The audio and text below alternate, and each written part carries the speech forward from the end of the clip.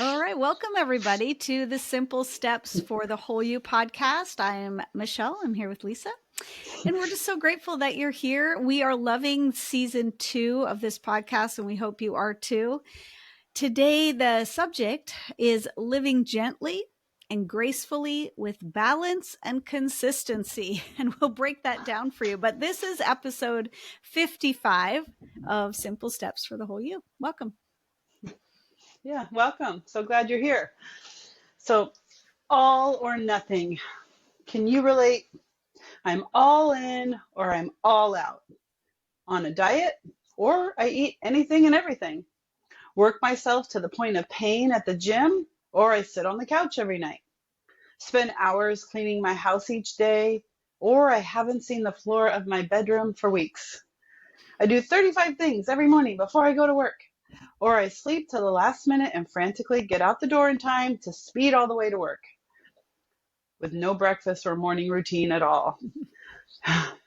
Does any of that sound familiar to any of you? Maybe not right now in your life, but maybe at some point in your life, or maybe there's something else. So you could fill in the blank with your own extremes. So we've experienced our own extremes, and we talk to others that experience their own extremes, and we're going to talk about some of that today. Yeah, and just we were kind of realizing that not everybody is an extreme personality. Some people are just like, I'm always all in or I'm all out. And there's other personalities that aren't like that. There are the perfectionists. There are the ones who move more slowly and process thoughts and actions more slowly. And none of these are good or bad, but we are all, no matter what your personality type, we're all prone to forget to walk gently and gracefully and to like just power through or to pull back till we're doing nothing. So I Yeah, think, for me and a lot of women I know, balance is so, so important. And we strive for it in our life. yeah, A lot of us. yeah. Yeah, I definitely see a lot of it in different ways. Either they're pushing so hard, people are pushing so hard, and they have that critical voice inside of them, maybe that's driving that, Right. or they're not pushing hard at all, and they're overcome by shame Mm, because they know the things that they want to do and they should do, but they want to do that would be good for them, but that's they're it. so overcome by shame that then they look like they're lazy or something. They're not Mm, doing the things, but yep. there's something getting in the way in both of those situations, Correct. really. Yep. Yeah. Something in the way. Good way to put it. Yeah. So today's topic is definitely near and dear to both of our hearts, personally and just with our coaching that we do. Mm-hmm. So Michelle has spent many years studying and practicing graceful living. If you've been with our podcast for a while, you've heard a lot of her wisdom in those areas. So especially in the areas of spiritual practices, gentle movement, and rest. And also this important to Lisa because she actually wrote a book called Grace-Filled Habits, The Ripple Effects of Spiritual Growth. You can go to our page of products to get that, and I think you should.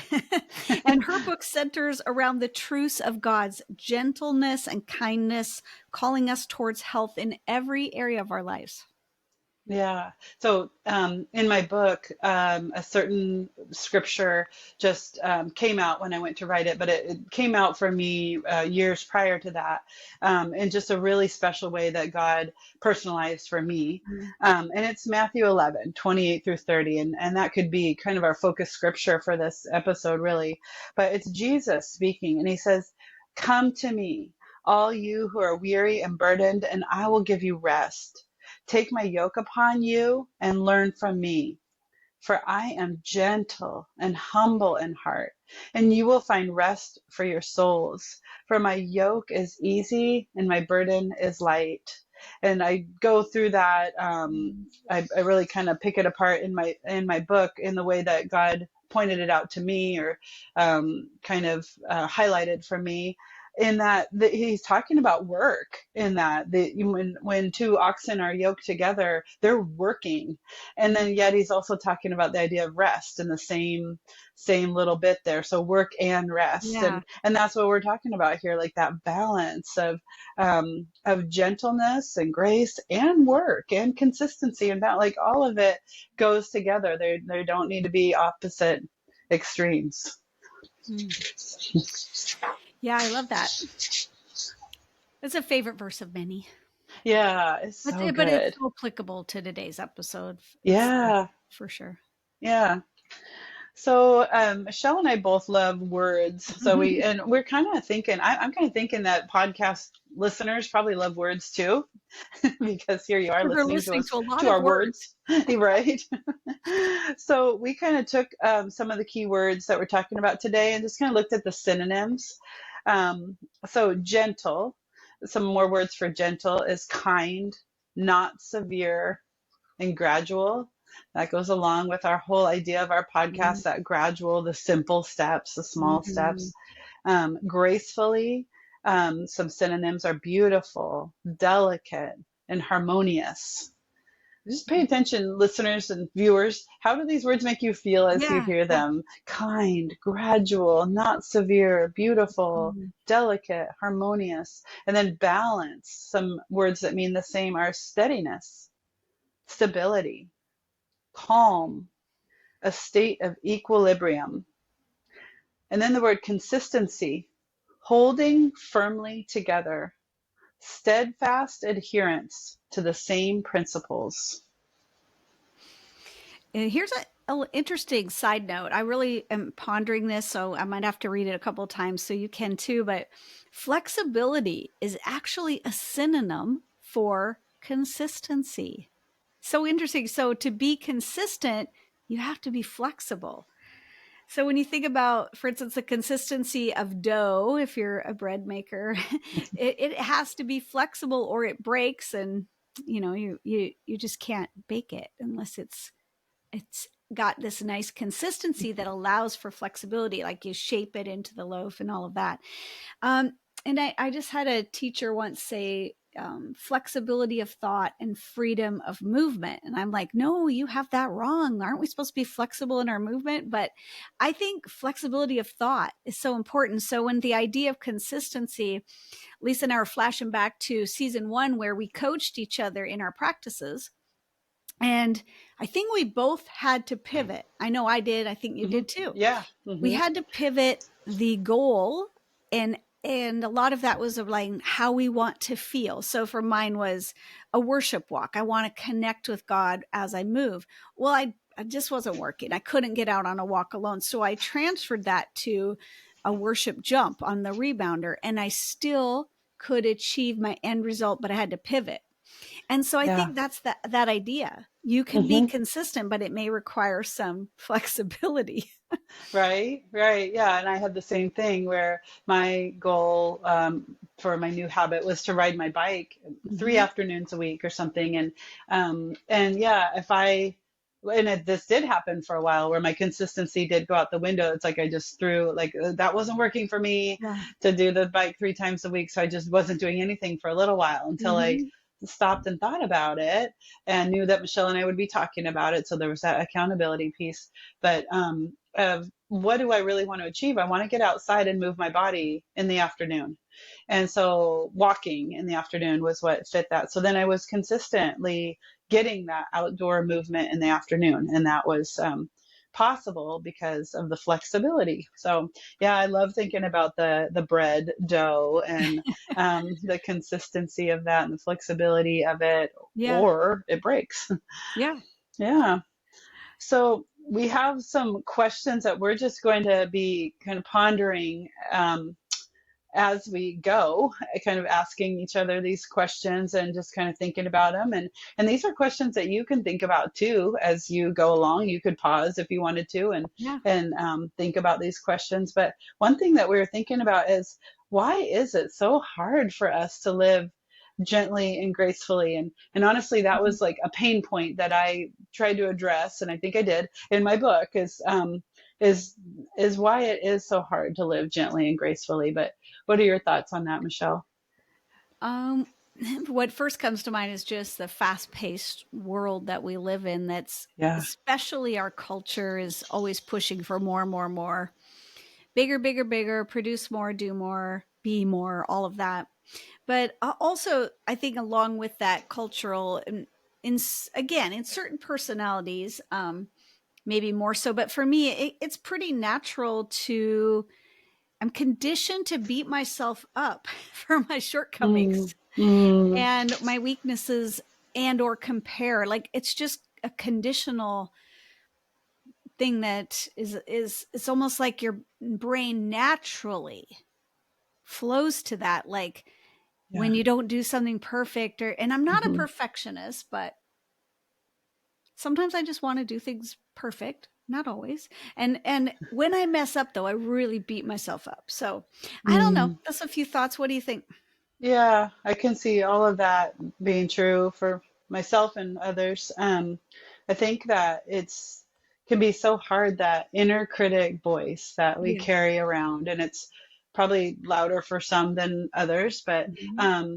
they say like that they have all different ratios that they say, but like one, it will take like 10 positives to overcome one Right. negative. Yeah. And that's, I believe that's the same in our own minds, our own thoughts about ourselves. So we can think a negative thought about ourselves, and that will just linger and repeat and Yeah. torment us really. And then there's um, the need to just like stop that process and note it that that's going on, and then Mhm. and come back to the truth of what God says about us. Yeah. And that can be very, very hard. It can, if we don't slow down enough to stop and listen to what God is saying, what His truth is about us. Yeah. Yeah, I think that's just one of the things. Like the first thing you said was that fast-paced world, and that's how I see the fast-paced world kind of getting Mhm. in the way. They're like making it so hard to even note that, oh my gosh, there it is again, that negative voice is Mhm. creeping up. I didn't even notice it, but so, and then it takes root and Yeah. takes some work to undo. I have to interject that I think Yeah. that's why practices of pulling away or reflection Uh-huh. and stopping are Yeah. so important because we just keep going and we don't even notice these messages anymore Yeah. unless we pause to rest, we pause to pull away, maybe retreat, even just Yeah. journal 10 minutes a day at the end of the day and review Yeah. your thoughts and feelings through the day. And you might be saying, wow, I stayed in a really negative, lack of grace kind of a mood all day. So it's a Yeah. posture of noticing and reflecting. That takes a while. Could be a future episode on that, but Hmm. that's my thought is that you can't Yeah. just break that easily. Yeah. Yeah. I agree. There's like if you notice yourself being triggered or something, there's probably been some kind of, or there may have been some kind of Hmm. thing that kind of stuck in there that you're rehearsing.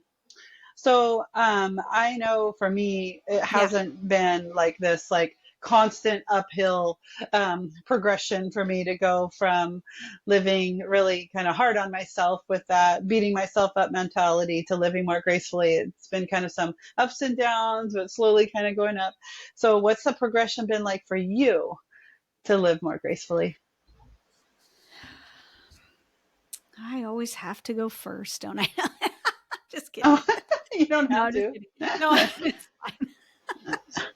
Just making light. Well, I'm going to tell you, when you get older, it just naturally lends itself to having to Mm, slow down in certain ways. Like mm, my mind doesn't want to, but my body doesn't let me do all the things I used to try to do. And one of the examples I came up with was, and you guys are going to be like, whoa, I used to work regularly until 1 or 2 a.m. mm, I know, and that sounds so bad now. Now, sometimes I can still be working at 11:30. I don't work every night, but night is kind of a time where my brain's actually on and pretty good, but I can no longer do that. So mhm, that's my progression has just been like trying to mm, gracefully receive the aging process so that Mm, I can cooperate with my body and yeah. my mind that no longer can do hard tasks really late at night, Yeah. and Okay. giving into my humanity the need for rest. Yeah, yeah, I like that. Like I can relate to that, noticing my needs more and everything. I talk about this in my book too, but I used to work out. What was my example about the working yourself to pain in the gym? Yeah. That was me. Um, just regularly. And I tell about this in my book where some women literally came up to me and said, like, "What are you training for?" And I was like, "What do you mean?" "Well, just at the gym today. This is just me. I'm not training for anything." Um, and not noticing that like I really didn't feel well. And Mm. I tell a lot about my health journey when I first got sick, really, really, really, really sick, like had to be in the hospital for months and stuff. The first time I went into the hospital, when I drove myself in and I was so sick, the nurses were just like right away when they saw me, like getting me back and ahead of everybody else and everything. And I was like, wait, I was just at the gym yesterday. But that didn't, now when I reflect on it, it didn't really mean too much because that was just what I did. Mm. I would go to the gym when I was sick or whatever. But, Yeah. um, and so for me, I think that's been a huge progression and is how I treat my body and how I care for my body, but Hmm. also where that's coming from and like treating myself more kindly is coming from this place of um, really getting real with myself about some of those negative thoughts that are Yeah. in there that I'm trying to quiet by pushing ahead. Like maybe I carry the thought that I'm not good enough, and so well then I better work extra hard at everything I do to Hmm. quiet that voice that I'm not good enough, and like noticing that message of not being good enough, and then taking that to God and say, what do you say about me, God? And sometimes that can be really hard. It's not just a simple like, oh, let's say this Bible verse or Yeah. somebody else say this truth about, well, this God loves you, Lisa.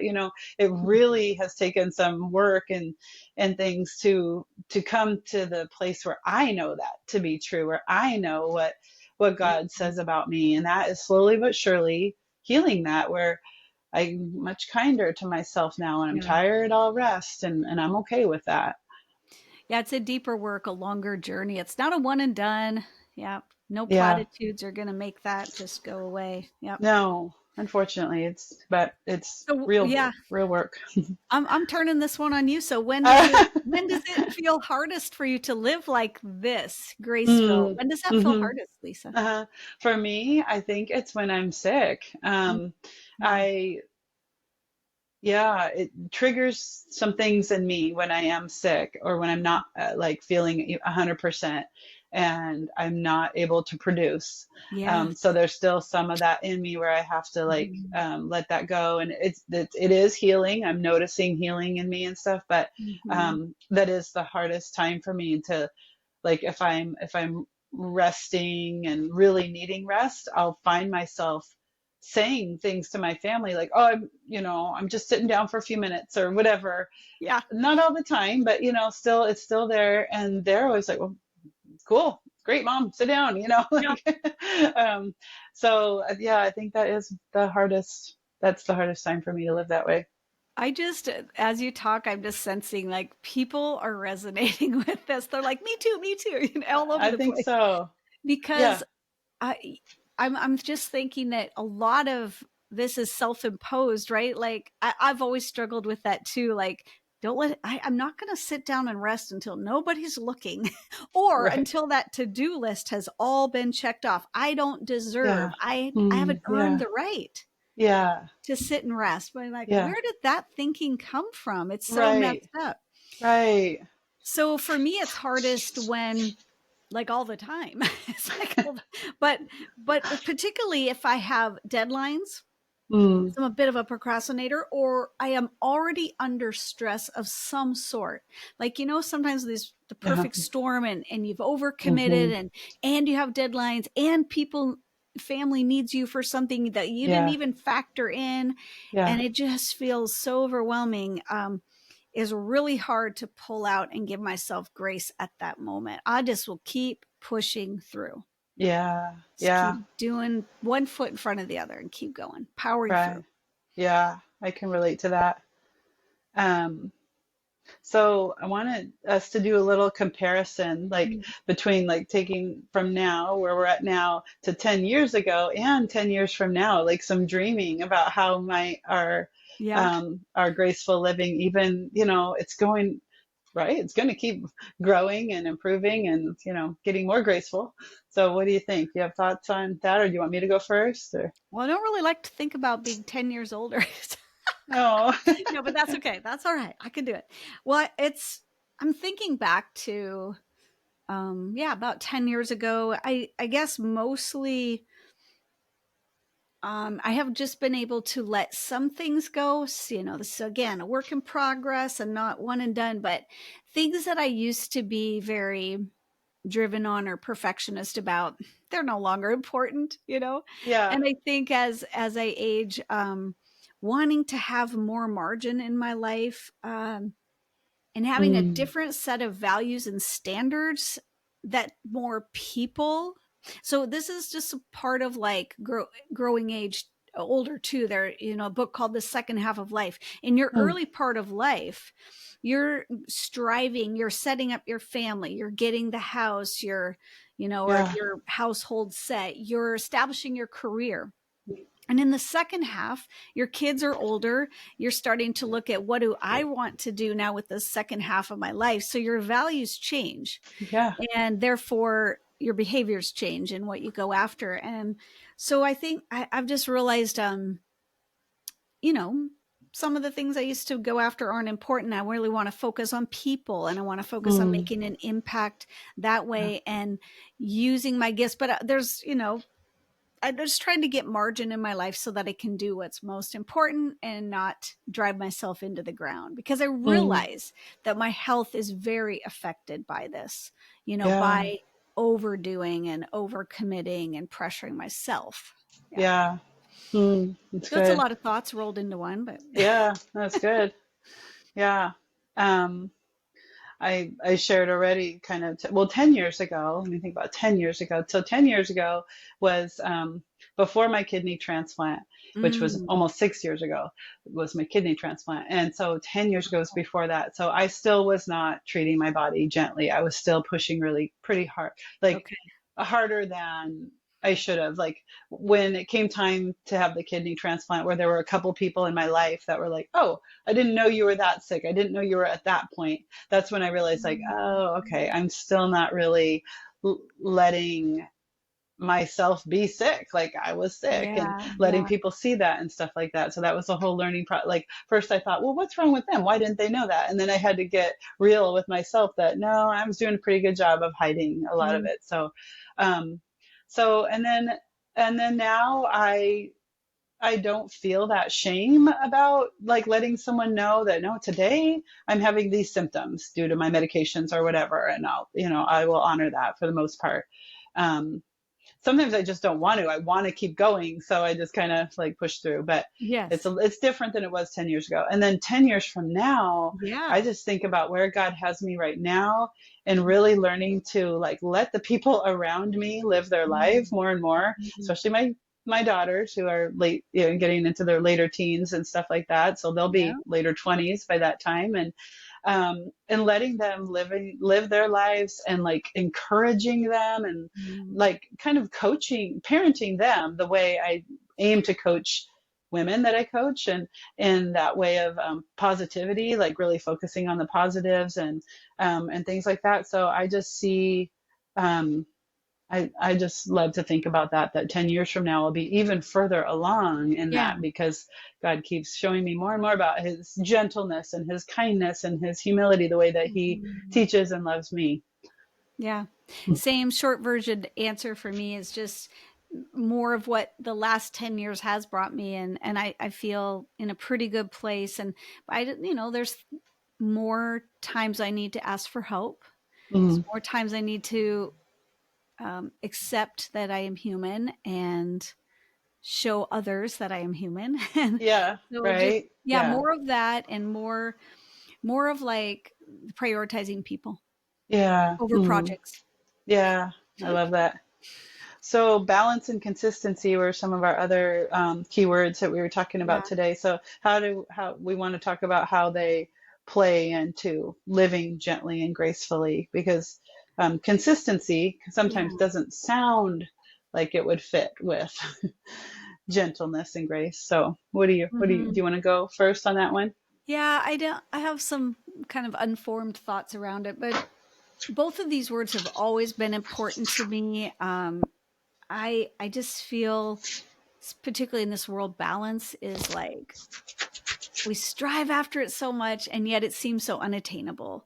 And Mm, many people who are wanting to be coached or even who end up going to counseling, that's what they're looking for. Like, I need that life balance. And so hmm that's where I think that's super important. But consistency, some people are more naturally consistent. I'm hmm pretty consistent in most things once I establish a habit. And Uh-huh. so, but that doesn't mean everyone is. So I don't know that I can speak to consistency. I have to say it comes a little natural to me. So, Yeah. Yeah.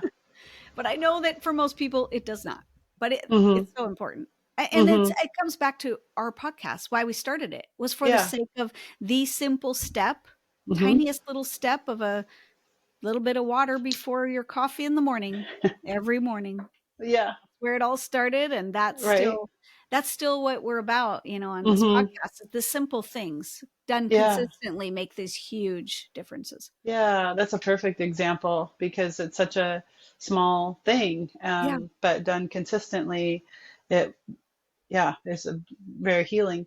So yeah, I see how um, I kind of like, I'm thinking about flipping it, like how Mhm. gentleness and grace leads to balance and consistency, maybe like the role that they play. Because in order for me to be consistent with something, I have to implement some gentleness toward myself and some Yeah. grace. Otherwise, shame gets in there. And then shame is telling me I'm not doing it right, I'm not doing enough, and all of that. So then I'm done. I quit. Yeah. um, so if I'm gentle and kind and graceful to myself, just like God is, then I'm going to show up. Even after a couple days of missing, I'm going to show back up again because like I Mhm. want to be in that place again. I want to be well. I want to be living the way that He wants me to. And Yeah. I know Elisa Keaton, with Revelation Wellness, instead of leaning more toward balance, she talks about wholehearted living, and I Mhm. really like that. It's I in do the too. Wellness Revelation. Yeah.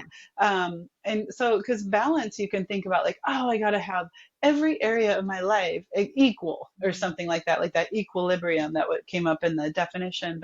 Mhm. Um, but it's not always going to be that way. There's going to be that wholehearted living, that Yeah. living basically like in tune with the Holy Spirit, and being like right where God wants you to be at that moment.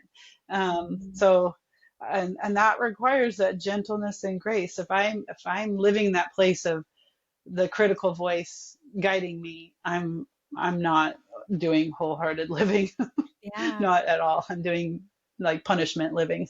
And maybe that's where the consistency comes in. Consistently being gentle and hmm graceful towards Yeah, ourselves. yeah, yeah, yeah, It changes everything. Yep. right.